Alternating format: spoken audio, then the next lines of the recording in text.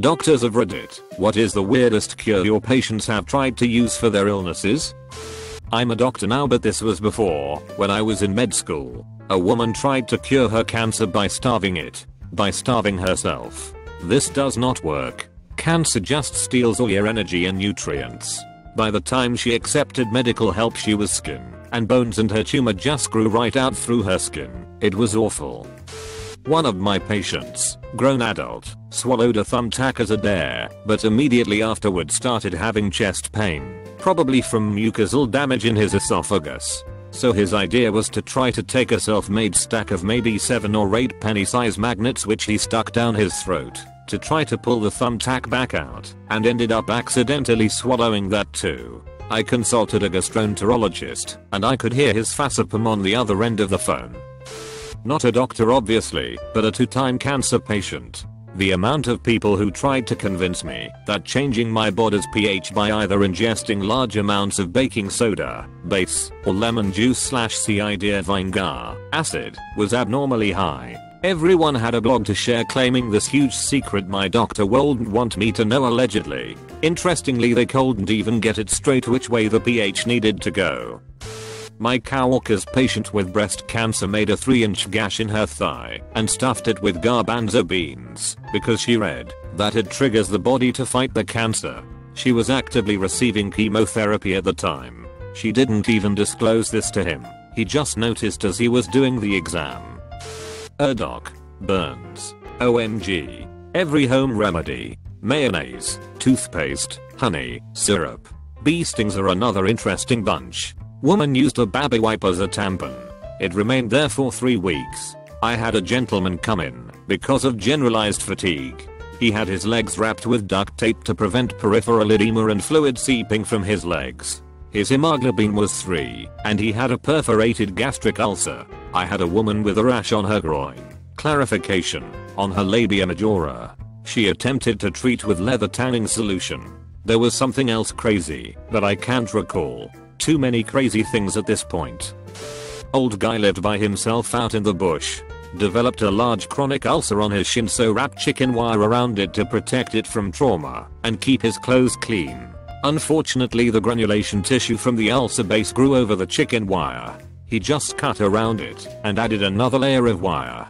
He came to hospital when it became infected. Needed surgery to debride the ulcer and remove the mesh wire, which was completely covered by tissue. We affectionately called him Chicken Wire Bob.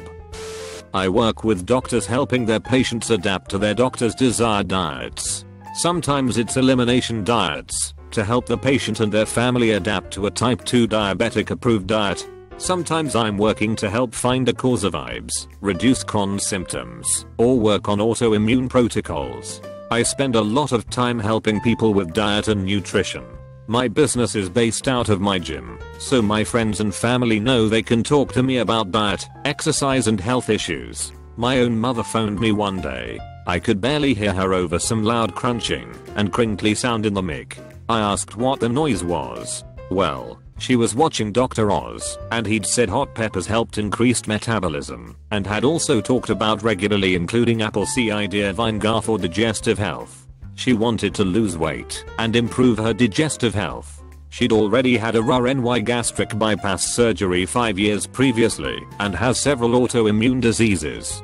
But Dr. Oz said peppers and vinegar. The sound I was hearing was from a bag of jalapeno and vinegar potato chips. My mother, trying to lose weight and help her post-gastric bypass digestion, thought eating a bag of carbs deep fried in an inflammatory oil, coated in an inflammatory nightshade pepper, of which she has a known allergy, and doused with vinegar was going to help her lose weight. She thought the increased metabolism might increase her body's ability to digest food faster, because the procedure she had reduces her food in, food out process to about 45 minutes, and help her lose weight in some way. Having a stomach only capable of holding 3 ounces of food couldn't.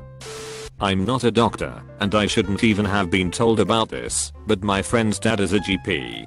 He once had a family come in complaining that they all shared the same symptoms, even their newborn child. It turned out that the mother had chlamydia, which she passed to her child during birth, and the rest of the family ate her placenta and everyone contracted it. He told them this and recommended a treatment. To which they responded, "No, thank you. We wanted to know what was wrong, but we've got herbal remedies for this." Not a doctor, but back in college I was in a medical class. The teacher explained that she was a nurse for 20 something years and told us a few funny stories about people who had these weird cures. She then asked us if we ever heard of these cures. One of the students claimed that a friend of hers had gotten an standard herpes or something IDK and he tried to cure it by spraying red bug spray on his crotch. The teacher burst out laughing while everyone else was disgusted and shocked. Not to me, but in the waiting room of the clinic. This guy walks out into the waiting room and recognizes my dad. They are distant cousins, but I didn't know him. And he tells my dad that, while jumping off rocks into the local river, he busted his shin open on another rock underwater. So his remedy? Pour alcohol on it and throw a match on the gash to cauterize it. I'm not a doctor and nor will I ever be one, but a friend of mine apparently had some weird thing where blood doesn't flow to your toes anymore. He read online that drinking blood can help reduce or possibly eliminate the problem, so he bought 2 liters of cow blood and drank that. Strange enough, he healed completely. Me and his doctor were both really surprised and relieved. Oh, I'm not a doctor, but I have an ex who claimed to have health problems.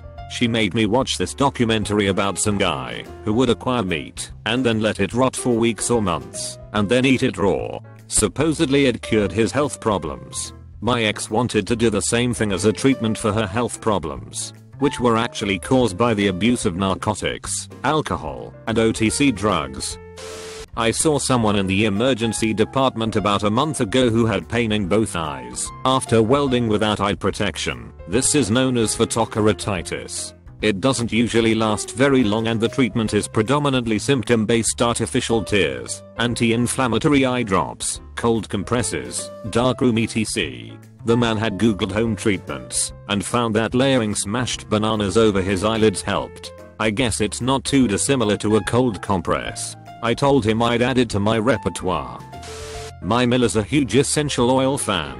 I was having an asthma flare-up, couldn't find my inhaler. She insisted that if she rubbed this oil on my chest it would go away. I wasn't having it. I had my inhaler somewhere there. She finally yelled at me to stop and try it. I did. I sat there for 10 minutes, wheezing, while she applied it and told me to relax. My wife then found my inhaler and brought it to me. I used it, instantly felt better, and her mom was like, "See." Not a doctor but M's. For a while heroin got really big in my city and people were dropping like flies. Somehow, someway, a rumor got passed around that inserting popsicles in people's rectums would bring them out of an overdose. They had gotten this down to a science /they'd use red, white and boom pops to match the skin color with the depth. i.e., if the person was blue, they'd insert it up to the blue part of the popsicle. For a solid 2 to 3 months we'd find people out cold, pants around their ankles and popsicle sticks sticking out of their bums. Not a doctor, but I love to tell my dermatologists I go to a clinic, so there's always lots of students, about how I had a bad case of viral warts on my inner thigh and how quickly it was spreading due to my shaving. Since I couldn't shave, I started naring, and one day, while at my mom's pool and I ran out of nair, so I turned her bathroom closet upside down in a panic searching for nair, so I could finish my legs off before the picnic. To my delight there was a very old bottle of nair way in the back. It was left behind by my brother's wife from when they were first married and living with our parents. My mom saves everything else. Anyway, I put it on and an agonizing 10 minutes later I rinsed it off, and to my utter amazement, every single wart on my legs were gone. In their place was a little bit of blood and tan lines from where the warts once were. I checked the Nair bottle, and it had expired 20 years prior. I called Nair and told them about it, but they just sent me coupons. Worked as a medical scribe in the patient comes in complaining of a skin abscess. Lifts her shirt, and taped to her stomach is a piece of white bread. As the nurse pulls it off, out slips what's left of her or egg. The doctor was speechless, and after what felt like an eternity, the patient explains that she read on the internet that eggs have antibacterial properties, and that they can cure skin infections. Never really got to how the bread got involved. Doc was nice enough to sympathize and move on quickly. I damn near dropped my laptop. There's an old legend surrounding this well in Glenangelt, Co. Kerry, Ireland. The name means Valley of the Mad. Anyway, the legend goes that people suffering with madness are drawn to Valley, and if they drink from the well it will cure it. There's one story about a French king who came over and drank from the well and was cured of his madness. Locals still keep water in their houses for all sorts of ills and would drink from it for anything from a cold to cancer. Here's where it gets interesting. A few years ago tests were done on the water and it found very high levels of lithium in the water, which is used to treat bipolar. I had a patient who was hit in the face with a softball during practice. It was pretty severe. I had diagnosed it as a traumatic orbital/zygomatic ridge fracture. Her remedy was to use clear packing tape over her cheek in the hopes that the bones would just reset themselves. Obviously, that's not how it works. I risked her some pain medication, took a CBCT image prior to surgery. Not a doctor, but had a patient who was waiting for God to heal her melanoma on her face. I worked for an optometrist and she came in with a giant band-aid over one side of her face, but I could see under it. Cancer had literally eaten all the flesh around her cheek and eye. It was horror movie status disgusting. All over her chart were the doc's notes, still waiting for God to heal, going back at least 3 years. She also picked out our most expensive designer frames and all I could think was no one is going to even notice those on your face, lady. Was asked to see a patient that had obvious advanced breast cancer. Instead of seeing regular doctors, they saw a naturopathic doctor. They convinced the patient to have garlic wrapped in a banana leaf placed into their leg to see if that would help. Narrator, it didn't. This is more sad than weird. A woman came in with an early stage treatable breast cancer. After talking to a random women in the hospital's waiting room, she decided to refuse medical treatment and instead use essential oils. The women convinced her that by rubbing her breast with essential oils the tumor will disappear, and that any form of chemo or surgery will disfigure her, while essential oils won't. Fast forward a couple of years, she came in with a stage 4 cancer. It got everywhere it could possibly get without killing her. She got a couple of weeks of palliative care before leaving her teenage children orphans. Another one is this B guy. He was basically an alternative medicine healer. He called himself a doctor while not having any M.D. or PhD. This guy uses bee stings as a cure for cancer, all and every kind of cancer. He had different protocols for every type of cancer, number of sessions, number of stings per session, the areas of the stings, etc. While at least he didn't encourage his patients to quit treatment, he did expose them to harm. During chemotherapy the immune system will go down.